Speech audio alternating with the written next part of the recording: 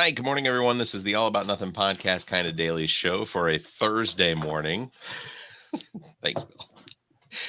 I am Barrett, host of the All About Nothing podcast with Zach King. You can find me on social media at Barrett Gruber. This is Bill Kimler, host of Black, White, and Blue in the South with Dr. Jamil Brooks. You can find him across all of social media at Political Bill SC. Good morning, Barrett. Good morning. You look wide-eyed and bushy-tailed. No, I haven't seen your ass. I feel like that's. I'm wide-assed and bushy-eyed. There it is. So you decided to hit the snooze button this morning, or just to drop. It was tough. First time in a long time where the body would not adhere to the alarm clock. So how long? I said, "F it." Closed my eyes back and slept another 20 minutes. Felt great. How long is your snooze? Like if you hit snooze, how long is it?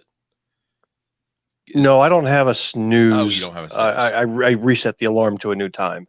Oh, that's effort, but I get but I appreciate the intent. Okay. My snooze button is if I hit the snooze button, it's 9 minutes. Like it's I don't know why it's not 10. And I think it's something I can ultimately set, but like 9 seems to be the standard for snooze. You had a difficult time, or you made a decision this morning that you weren't going to get up at your normal time. Your eyes wouldn't open. Tell me a little bit about that. Oh, the alarm went off at 4:45. Normally I roll my way into the shower, get freshened up, then go make the coffee, do some chores, and then head up here to record, 5:30 for you. For us. Sorry, I'm not your slave. It's 5:30 for us. Okay. But today that alarm went off at 4:45 and my body said, F it, you're not doing this. You're not getting up at 4:45. And so set it for another 20 minutes, fell right back asleep. And something about my brain and body needed those 20 minutes. And here I am, wide-assed and bushy-eyed. I had, so Tuesday night we have bowling league. And and to give a little context to it, the bowling alley that we bowl at recently changed ownership or whatever. They got bought out. And so they changed out everything, including the shoes. The shoes that they had previously, I don't have my own shoes. They fell apart years ago. But the shoes that they have now are extremely stiff. And I have developed in my left foot plantar fasciitis, which is basically a pain around the ankle, but because it's extending all the way up to behind my knees, my calf. So I'm having to. Right, to be honest, I'm falling back asleep hearing about your plantar fasciitis. Okay. So the snooze button's about to come back. Tuesday night was a rough night bowling. I didn't bowl very well. I think I rolled like a 140 or something. But I went home extremely exhausted, went to bed, and around 12:30, the dog, for some reason, the door was closed. My dog wanted to get out of the car, get out of the door, out of the bedroom, and so I opened the door. I got up, opened the door, went back to sleep. Was not wearing my watch, which is where my alarm usually triggers from because it just vibrates and wakes me up. And then my phone didn't trigger, so 4:30. Came through and was this yesterday or today? This was yesterday. Okay. So slept right through it because nothing triggered. And then 6 o'clock rolled around immediately. I don't know what happened, but opened my eyes right at 6 o'clock and I was like, shit. I overslept by an hour and a half. But I woke up alert. Like it must have been that my body just needed that sleep. That rest time, because I normally go to bed around 9:30, almost 10, and get up somewhere around 4:15, 4:30, because I'll do a regular 30 minutes on the rowing machine downstairs, or I'll walk the neighborhood or something like that, and it's about 3 miles around the neighborhood, so that is my usual routine. But yesterday was just not it. I don't know. I had a very difficult time sleeping the night before. I think on Tuesday morning, I was operating on something like 3.5 hours of sleep. You come across as someone who is a deep snorer when you're asleep. So do I have that correct? Are you wearing the masks, the CPAP stuff? No, I've never had a sleep study. I did at one time. It was pretty much certain that I had sleep apnea. But then I lost about 60 pounds, and my snoring has drastically improved. Now, camping with friends, I have been told on multiple occasions that I sound like a bear, not like a loud bear, but I sound like there's a A bear in the hibernating camp. bear? Yeah, just a bear, just a Right. that low rumble or whatever. The sound the T-Rex makes when he's just around the corner from the kids who are hiding. Yeah, yeah, That low exactly, growl. exactly. Well, It's not it's not I need to be threatening. fully refreshed because I'm hitting a long trip starting tomorrow morning. Yeah, this is I've your got Arkansas weekend, right? 11-hour drive to Arkansas to explore some family roots. So we'll see what happens. That is now the new vehicle you have, is it a hybrid, or is it Yeah, just the okay? Camry is a hybrid, so I'm going to be Okay. getting. And I've driven it up to Albany, New York, and back, and Yeah. it was a beautiful experience. I Smooth ride, 855 miles a gallon. That's great. Only had to stop like every 8 hours. I mean, it was wonderful. That's great. I love that for you. I think that if I were to get a new vehicle, which I am desperately trying not to, especially in this economy, I would probably wind up looking for a hybrid over an electric. I just don't have the confidence in the electric vehicles yet. It's nothing against anyone We're close. I mean, I specifically. think I saw an article where Chevy has done a test on their new battery electric car, whatever it was, where they were getting 1,100 miles on a charge. Wow, I mean, that's they incredible. broke records on how far they could get on a single charge. So we're getting there. It's just a matter of time and some more engineering scientific breakthroughs, but we're just about there to crack that nut. I tell you what, if I could get a hold of one fuel cell vehicle, if I see it pop up on Market Value or Facebook Marketplace or whatever, I might would be in favor of a fuel cell, because we have a fuel cell station here in Columbia. We have one, and to me, fuel cell is the way to go. Like I mean, you're basically just taking hydrogen and turning it into Yeah. water. From a legislative standpoint, it's an interesting puzzle to crack because a lot of the money that went into road infrastructure, repair, et cetera, came from a gas sales tax. Yeah. And now, as people like me on our hybrids and my gas purchases are lower than ever, or electrics that are getting, amazing charges and amazing miles, that revenue is going to disappear within our lifetimes. Yeah. And so you have to replace it. And so, when I look at, hey, what about a surcharge on an electric vehicle or something along those lines to fund the roads? That's what you have to look at it as, not as a penalty for owning an EV, but as a citizen of the community in which you live. How are you contributing to the infrastructure? Well, and right now it is a penalty on electric vehicle drivers, because in South Carolina there is an additional charge added to your tax payment. Is there? Because even for my motorcycle, I pay an extra $37 a year, because I don't because they're not collecting that money in taxes from me filling up at the gas station. Right. They say that South Carolina is very attractive to people because of low property taxes, which is true. Yep. The property tax on my house was certainly less than what I was paying in property taxes in upstate New York before I moved here. Yeah. But, when you're getting services, it's being paid for somehow. Yeah. And one thing that you don't realize is that, well, what you get taxed or don't get taxed in one area, you are getting taxed or charged in another. The annual car tax that we pay is outlandish here in South Carolina. I mean, sure. Up in New York, it was like $60 a year for a car inspection. That was it. You got your sticker, you're good to go. Here, it's $500-600. It could be, especially if you have a new car. Yeah. Your annual car tax is through the roof. Yeah. Sales tax is higher here than it is in other states, because they said, hey, we're going to lower your property taxes, but we'll make up for it in sales taxes. I mean, the squeeze is there. The toothpaste has to go somewhere when you squeeze the tube.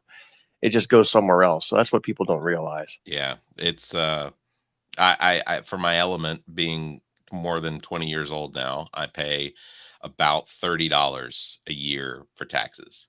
Yeah. For my electric motorcycle, I think it's like 120. Because it's only for my Camry, I just got my first car tax, and it was 600 something. I mean, I was like, Well, I just scraped every penny I had out of my coin jar to pay for this car, and now here's the state coming to rip me a new one right around the corner. It's insane. And one of the things that Governor McMaster's had said for years and years and years, that he wanted South Carolina to be like Florida, like Pennsylvania, where there is no property tax, that South Carolinians wouldn't have to pay property tax. And in the so far 9 years that he has been governor, not one time in his governorship have I seen him go before the state house, whether the Senate or the House of Representatives. I have not seen him once go before them and tell them that he wants a bill on his desk eliminating property tax in South Carolina. Actually, I don't think he's gone before the House or the Senate in this state to ask for legislation at all. I can't think of a single bill that actually has been initiated by the governorship. Right. Interesting. For a governor who touts himself. Well, the governor has initiated some things, but they're not really sexy stuff. Like he'll call special legislation in the summer to work on an issue. He did that with the abortion bill a couple of years back. Did it again with judicial selection processes. Sure. I mean, nothing that affects you or me. Right. But that was. Although I will say the abortion ban affects half the state. If not more. Oh, more of the state. Yeah. But, hey, I have to issue an apology before we get too deep. Oh. Because one of your video clips of our show that you had made, and you make maybe 2-3 clips out of every one of our sessions. Maybe you put it out there. We got a comment underneath one of them on Instagram yesterday, and it was like a 3-month-old video, right? But it was from somebody we know. Oh. Corrected me in the clip that you put me in there. So I'll give you the context. It was back when Senate candidate Lee Johnson decided to suspend his campaign when he saw the writing on the wall, right? Okay, more recently. And we had read 3 months, yeah. It feels like it was forever ago. It feels like it was back in the 90s, right? We talked about that. It's 5:45 in the effing morning, man. Yeah. Don't correct me on those minutia. Anyhow, he had dropped out, and we were reading the article about his campaign fundraising, and he says, "Look, I was only able to raise, I think he raised like 60,000, 30,000. Yeah. I mean, it was a for a Senate campaign, it wasn't where he wanted it to be, and he had also put in, I think, $500,000 of his own money into the pot. Yeah, and we were speculating for a guy that had been going county to county to meet with people. Where did you spend that money? Like where did it go? And I had speculated out loud, because we're just riffing here, and we're just trying to say stuff and occupy 30 minutes before we can go back to bed. Speculated that he had been flying around the state, right? And jet setting. He was going from Greenwood to Florence, in the same morning, and you can only do that, through planes. So she saw that clip. Oh no, I say she. Let me tell you who she was. Okay. She would be Shauna Johnson, Lee Johnson's wife. Oh, okay. Yeah. So now I'm in trouble with the missus. And I love Shauna. I've told you before, I was excited for Lee's candidacy because of Shauna, because I'd met her on the campaign trail. I'd seen her campaign. She had put out some quality material. She was a badass nurse. She ran a great campaign, wasn't successful as many of us Democrats weren't. But so I was excited, this is a good family. This is good stock, good partnership. But she corrected, saying that, yes, Lee did fly from place to place, but he owns his own plane. He is his own pilot. He's got, an old plane, Piper or whatever. I don't know the different models of planes. For me, it's like paper airplane and real airplane. Those are the two models that I'm aware of. But she was saying that no, he was basically doing his own thing. So it wasn't like he was hiring private jets. Yeah. And, on Trump Air Force One, sipping cocktails as he's going from county to county. That was not the case at all. And nor did I intend for that to be. But I do know, because I worked for a private company that had its own plane, and I knew the pilot, and I knew the team. It's expensive to have your own plane. Even if you own it outright, you still have hangar fees. You've got fuel fees. You've got, all sorts of things you have to do to maintain it. But no, it certainly wasn't a luxury lifestyle. So I'll issue that correction should the 3 listeners that saw that video get the wrong impression. Oh, was that what the stat was on that one? I can't see the stats. I don't know how many people viewed it. It might have gotten more views on TikTok. But and 2 things on that. While I recognize, and I did see the comment from Shauna, which appreciate she left a comment, because if anything, it helps to boost it in the vision as far as viewability by people. It'll pop up for more people. But 2 things on that. Well, first one being that regardless of owning your own plane, it is expensive. I have friends that are extremely well off, that are close to the 7-digit mark when it comes to their income. 2 or 3 of them actually have their pilot's license, but still don't own their own plane. They have what almost it's like a timeshare, yeah, right? That's what it is. They basically timeshare. So like 1 month out of the year, either they get it every other weekend, or they get it every 3rd weekend or every 4th weekend. Like they're sharing it. Child custody. Exactly. It's they have custody of it that weekend, and but they're also limited to the amount of flying that they can do with it. So they would fly in from Atlanta to come visit me. They'd fly their plane in, and then the first thing we'd do was I'd be like, all right, let's go back up, and we'd fly around Columbia in their little 4-passenger Cessna or whatever. So it is still expensive. Boy, I feel like I'm letting you down as a friend. You know, when I come by, I can just drive you around in my Camry. I can't take you up in the sky. So I feel like I'm letting you down. I make 7 figures if you include the 2 decimal points. Yeah. But I still don't afford. Oh, wow.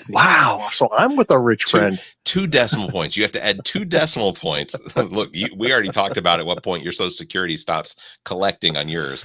It doesn't do that on mine. But the second thing about owning a plane is it is actually, if for those of people that do own their own plane, it is a decent investment, because planes do have, as long as they're in good shape and they're well maintained and everything like that, they do have good resale value. So you can speaking own of resale value, my daughter is looking at a house. She's 29. She's looking to buy houses now. Then she's like, oh my gosh, I mean, I can get this shack and it's $600,000, you know. Yeah, it's tough right now. But we were looking at the house that I last sold. So I put my house in New York for sale. I sold it back in 2016, I'll say. Okay. And I know what I sold it for. And look at what it is listed for now. Now, it's not up on sale, so this is just like a Zillow guess. Yeah. You know what the resale value is?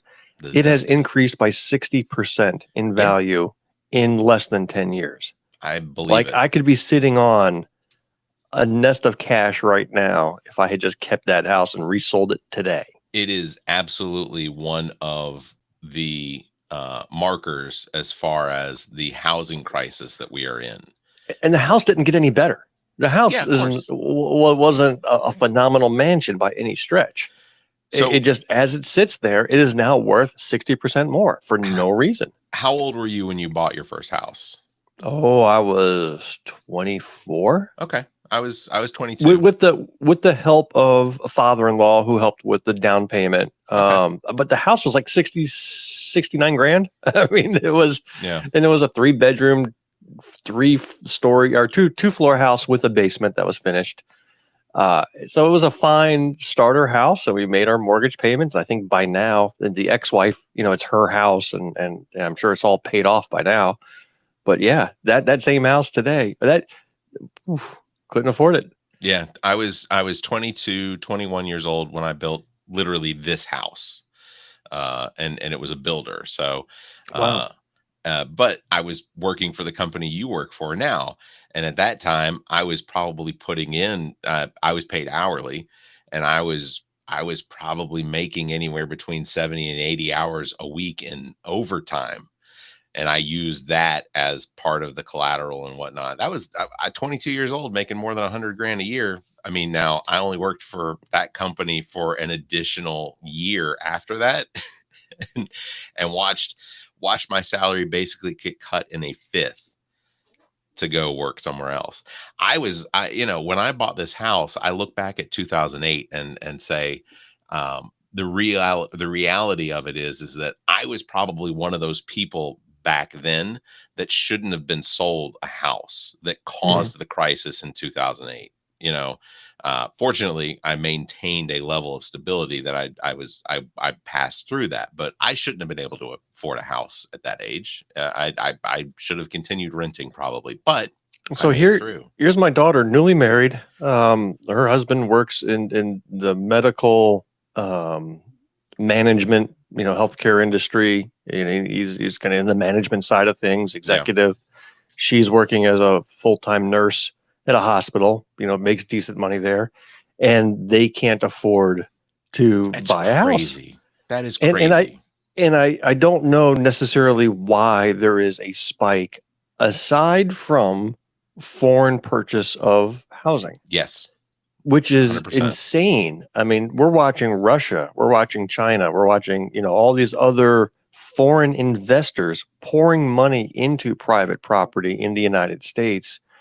And again, for them, it's investment. They don't need the rent. They don't need occupancy. They just need the property. And I think that's causing a lot of the artificial inflation. So I saw a statistic, and it was a couple weeks ago, but I saw a statistic that said that foreign investment in private property, private home ownership in the United States is about 64%. That's better than half of the homes and apartment buildings and whatnot. And it's not just about the investment. The article was definitely slanted against this foreign purchasing, and if I could find it again, I'll find it. But they're basically they believe that it's a manipulation, that foreign manipulation into private property here in the United States, and it's going basically unseen by the news media, or it's being ignored. No, I don't want to be xenophobic. I mean, I all for foreign investment in businesses. Sure, absolutely. And so we are a global society. We're investing in other nations. It's that private property purchasing. Yeah. That to me is like, wow, that's because what you're seeing is that you've got the wealthiest in the United States securing a lot of property. Okay, that's bad enough. But now when you're talking about foreign investors, now you're talking about the wealthiest in China, the wealthiest in other nations purchasing. So that's a lot of wealthy people that are securing private property, and we're not getting more land in the United States. I mean, unless Trump decides to cut down Yosemite National Park and turn that into housing units. Well, he's making plans for that anyway, but I know. So it's really, I think there's something that needs to be looked at there. Yeah, no, like I said, the article is definitely a little conspiratorially. That's not a word, but I think you got it right there. Yeah, it tended toward the conspiracy theory, but based on the numbers that it was providing, which I did not fact check, it would give a sense of there being the intent of foreign manipulation into the property market here in the United States, specifically the property market that affects you and me. I don't own any apartment buildings. I don't own any hotels. Those sorts of things are well outside of my grasp. But home ownership is one of those things that is available to, poor, middle class, whatever. Like it was. My house is, you said 60% in 10 years. According to Zillow, my house has gone up almost 150% in the last 10 years. Now, good, because you're going to need to remortgage or secure a second mortgage in your home to finance your campaign. Well, how's candidate Gruber's campaign going? Yeah, I have written down a fairly a good representation of the pros and cons. And I have had counsel with several people that I think the decision has been made. I will just say that it is not in the best interest of the party, and it is not in the best interest of me to be the representative. But I absolutely will do everything I can. I will give all 100% available to whoever it is that they do choose. All right. So before you make that final decision, let me ask you a couple of questions. Sure. One, is there any dash cam video of you running naked in the streets, shouting that you are God and Superman and yelling racist slurs? Are there any videos of that exist? No. No. Okay. So in fact, that was the only qualifying question. Yeah. That was it. You're qualified. Yeah. And then second, the campaign you run can be just a simple bumper sticker. Sure. I am not a pedophile. Yep. That's right. That's it. That's all you need. Because if you start the narrative that way, if that is your only message, because there's already a Republican opponent who's announced for that seat. Yeah. And he's jumped in. I forget the guy's name, but there's already one out there ready to swoop in. Yep. It would force that campaign to address your slogan. Right. Like he would have to, because by inference, when you make that your only sign, if that is your billboard, if that is your bumper sticker, if that is your yard sign, Gruber, not a pedophile. Well, maybe I got to rethink that, because now it sounds like you're being defensive. Yeah. But anyhow, I think there's a message there where you can just latch on and make the other guy associate with that predecessor. Yeah. Whether he deserves it or not, you can still hang it on him and that party. Yeah.